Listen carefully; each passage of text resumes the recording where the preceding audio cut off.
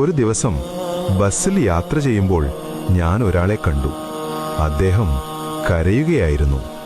മുഖത്ത് വേദന, കണ്ണുകളിൽ കണ്ണീർ, ഹൃദയത്തിൽ തീ. ഞാൻ ചോദിച്ചു, എന്താണ് സംഭവിച്ചത്? അദ്ദേഹം പറഞ്ഞു, എനിക്കൊരു മകനുണ്ടായിരുന്നു.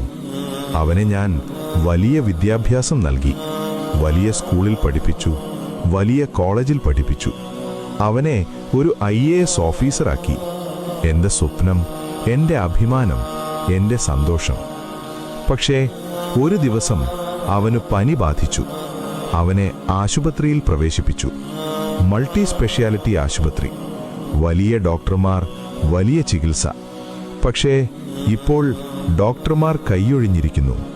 അവൻ രക്ഷപ്പെടാൻ സാധ്യതയില്ല. ഞാൻ മകന്റെ അടുത്തേക്ക് പോയി. അവന്റെ കൈ പിടിച്ചു. ഞാൻ ചോദിച്ചു, മോനെ, നിന്റെ അവസാന ആഗ്രഹം എന്താണ്?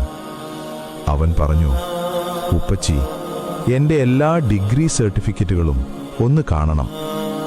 ഞാൻ ഓടി. എല്ലാ ഫയലുകളും എടുത്തു. School certificate, college certificate, IAS certificate, achievement award എല്ലാം അവൻ്റെ മുന്നിൽ വെച്ചു. ശേഷം കരഞ്ഞു, ഉപ്പച്ചി, ഇതെല്ലാം ഈ ലോകത്തിലെ ജോലി, പണം, പദവി, ആഡംബരം ഇവയ്ക്കുള്ള സർട്ടിഫിക്കറ്റുകളാണ്. എൻ്റെ ജീവിതം ഇവിടെ അവസാനിക്കുകയാണ്. പക്ഷേ എനിക്ക് വേണ്ട യഥാർത്ഥ സർട്ടിഫിക്കറ്റ് ഇതിലൊന്നുമില്ല. ഞാൻ ചോദിച്ചു, അതെന്താണ് മോനെ?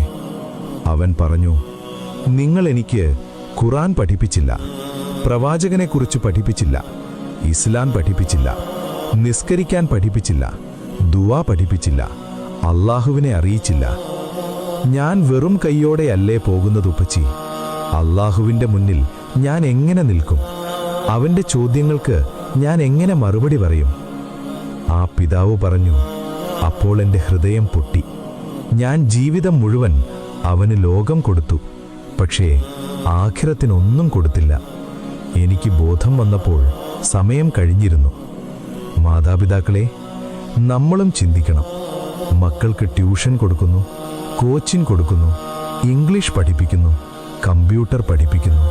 പക്ഷേ നിസ്കാരം പഠിപ്പിച്ചോ? ഫാത്തിഹ മനപ്പാഠമുണ്ടോ?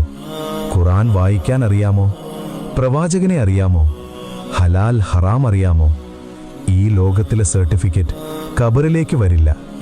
Job letter, bank balance, rank, position ഒന്നും കൂടെ വരില്ല. കൂടെ വരുന്നത് ഈമാൻ, സലാ, ഖുർആൻ, ഗുഡ് ഡീഡ്സ്, അല്ലാഹയുടെ കരുണ. ഇന്ന് തന്നെ തീരുമാനിക്കൂ. മക്കൾക്ക് ലോക വിദ്യാഭ്യാസവും കൊടുക്കൂ, പക്ഷേ ദീൻ വിദ്യാഭ്യാസം മറക്കരുത്. കാരണം യഥാർത്ഥ സർട്ടിഫിക്കറ്റ് അല്ലാഹുവിൻ്റെ മുന്നിൽ